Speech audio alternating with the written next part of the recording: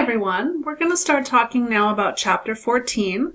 And this particular chapter is one of a set of chapters that focuses on looking at relationships between variables. So in Chapter 14, we're going to talk about how we can graph a relationship between two variables and also how we can compute an index that will tell us something about the strength and direction of that relationship. When we get into Chapter 15, we'll talk more about how we can predict one variable based on knowledge of another. So let's jump right in.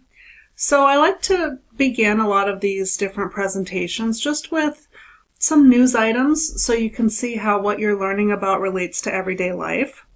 This was a kind of an interesting article that appeared in the news several years ago now, but I thought you might enjoy it. So here's the headline: Happy Halloween. Kids who eat candy every day grow up to be violent criminals. So there's a link here if you want to go and learn a little bit more about this study and read the actual article. When you delve into this a little bit more, you'll learn that the study was based on a pretty large sample, 17,500 participants in Great Britain. And I believe that they followed these individuals for a certain amount of time. And they found essentially that 69% of the participants who had committed violence by the age of 34 had eaten sweets or chocolate nearly every day during childhood. So I want you to think about this. So the title, as you're reading the title, it almost implies that eating candy is going to cause violent criminal behavior. And I want you to think about maybe what else could explain this relationship.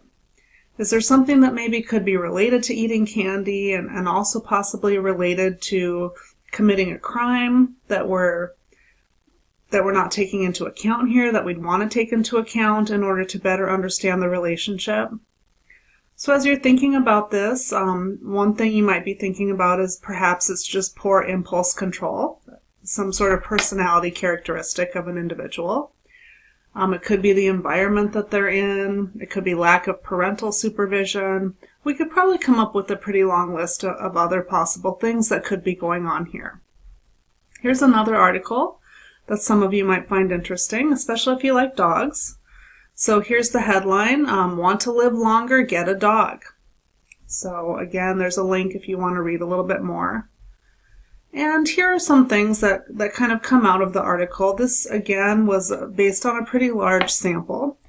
The article was looking at whether dog ownership was associated with a reduced risk for cardiovascular disease and death. So they're looking at an association between variables, and again, very large sample. They looked at, this time they had over 1 million, so 3.4 million Swedish individuals were a part of this study. And again, they follow them for a certain amount of time.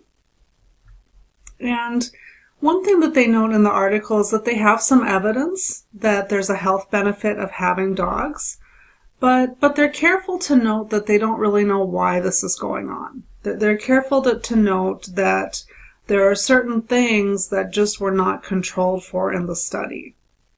So, for example, they didn't control for things like the personality traits of the individuals who had the dogs, their general health. It's certainly possible that maybe people who have particular types of personalities are just more prone to dogs, or more attracted to dogs, to having dogs as pets than people who have other kinds of personalities. Or maybe you have a dog, so you're possibly getting out more, exercising more because you have to walk the dog.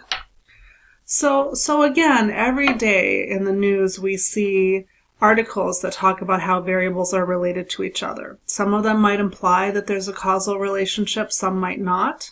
We'll talk a little bit later about why we would want to be careful in terms of saying that one variable causes another. Here's again another article that I thought was interesting. So this was all about eyelashes and how the length of your eyelashes relates to the width of your eye. And the article was, it kind of caught my attention because they were trying to draw this link to a trend now for a lot of people to wear false eyelashes and how maybe at the end of the day that's not really very good for you. So here it was a much smaller study, so they focused on looking at 22 different mammals. and they measured the lengths of the mammal's eyelashes and the width of the eye, and they found out that there's this proportional relationship, that your eyelashes grow a certain way and it's proportional to the width of your eye. And again, the implication and why we would want to care about this is because if you try to extend the length of your eyelashes, that could be bad and that it could channel more dust into your eyes. So this particular relationship is one that I was hoping we could talk about in a little bit more detail. And I want to talk about this and along the way illustrate some of the different things that you're going to be learning about or have learned about as you're reading through chapter 14.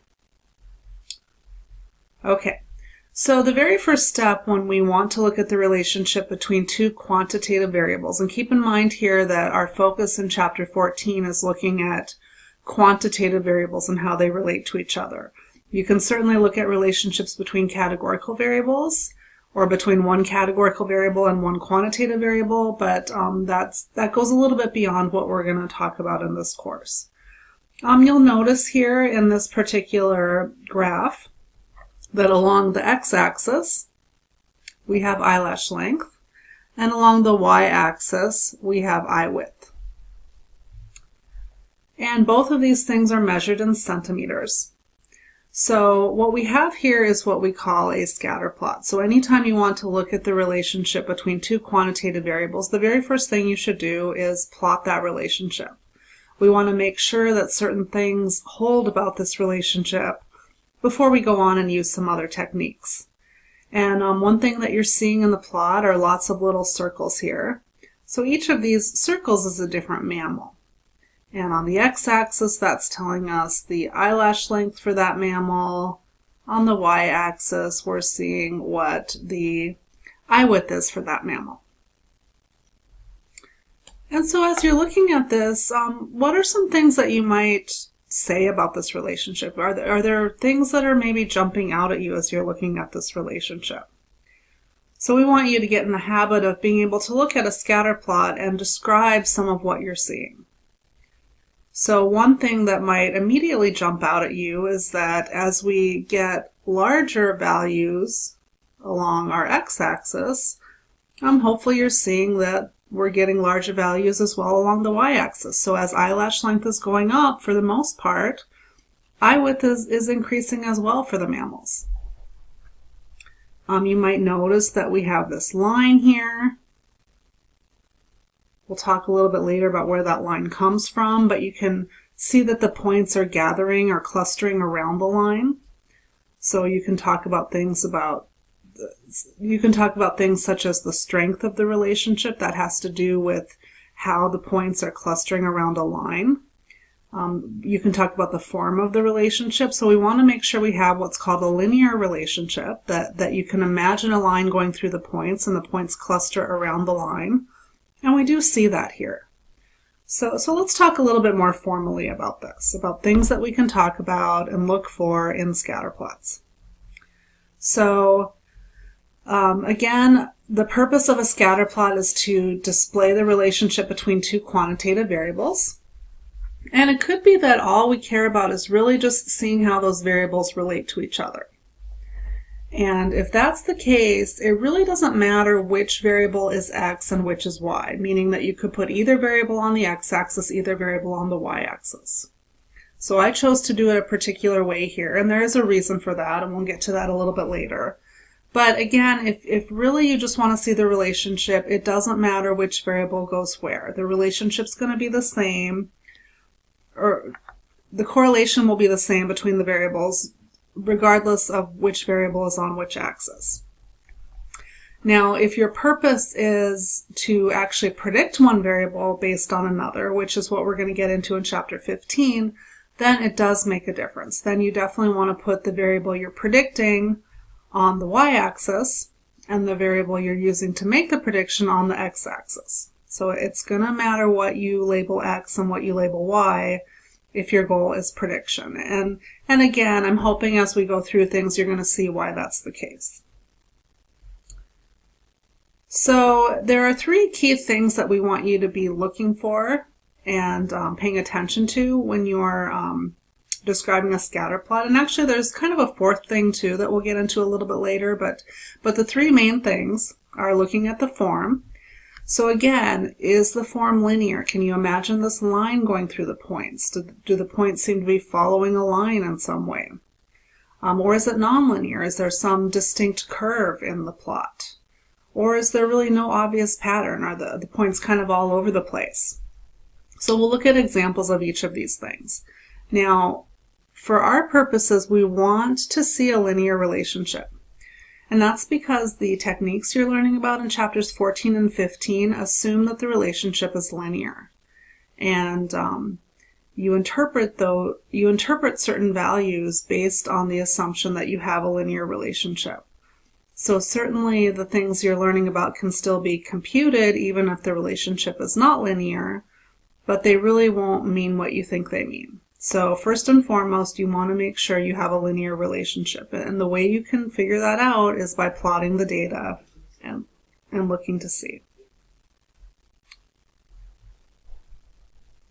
We also want to look at the direction of the relationship. And again, with all of these things, I'm going to give some more vivid examples so you can see what we're talking about. So we use terms such as positive and negative to talk about direction. So we can either have a positive direction or a negative direction, or again, we might not really have any direction just because the points are all over the place. So they're not really following a negative or a positive trend. And finally, we're going to talk about strengths. How strong is the relationship? And we're going to use words such as strong, moderate, or weak to describe what we're seeing in the scatter plot. And at first, we're going to kind of just eyeball things and use our best judgment to decide whether we think the relationship is strong, moderate, or weak. But then we'll start talking pretty soon about a particular number that you can compute that will tell you more about strength and direction. Okay, so quickly in terms of form, this is what we want to see. We want to see some kind of linear form. So both of these are what we want to see. The points might be close to the line, they might be further away from the line, but we want to be able to imagine a line going through those points and the points generally following the line. Now over here, we have some distinct curvature. So these particular relationships are not linear, so we wouldn't want to use the techniques we're going to be talking about in chapters 14 and 15 to try to describe what's going on in these graphs or to try to make predictions, because our predictions are really not going to be meaningful. Over here, this is kind of an example of when the points are just all over the place. There's really no obvious pattern. If you imagined a line going through the points, it would actually be perfectly horizontal. Here too, the line would be perfectly horizontal. And in cases like this, where the line is actually perfectly horizontal, we don't want to be making predictions. We don't want to be using our techniques.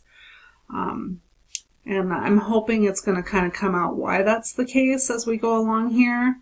But what we really want you to focus on is the fact that this is what we want to see. We want to see some kind of line. The points can be close to the line, they can be further away from the line, but we want to be able to see some type of linear form where we have some kind of slope, where we don't have just a perfectly horizontal line. So this is what we are aiming for. And we'll see a lot of examples of what this looks like, of different kinds of linear forms or of different patterns where the points might be closer to the line versus further away from the line. So quickly here, direction. We can have a positive direction or a negative direction. So again, we have our x and our y axes. This would be a positive direction here where the line slopes upward. And this would be a negative direction. So with a positive direction, low values go with low values, high values go with high values. With the negative direction, we see what sometimes we call this an inverse relationship, where as one variable goes up, the other variable goes down. So these are things that you want to be able to talk about, and you can clearly see those generally in the scatter plot. And finally, quickly, we just want to talk about strength. So over here, On the right, we'd have a perfect relationship, very strong. All the points are right on the line. Over here, we have a strong relationship. Here we would say we have sort of a more moderate relationship. The points aren't right on the line, but clearly you can see a line pattern. The points aren't terribly far away from the line. So again, we have our positive direction up on the top, negative direction down below. And then here we have something that's much more weak, and maybe even possibly non-existent. So if we were to actually fit a line to these particular graphs, I'm not sure if it would slope in this way. It might even be closer to being a horizontal line. But again, we have weak. So again, I apologize for my writing. Weak, moderate, and then here we have strong. Okay, so I'm going to stop now, and then we're going to come back and talk some more about the eyelash and eye width data and some other important things we want you to know about correlation.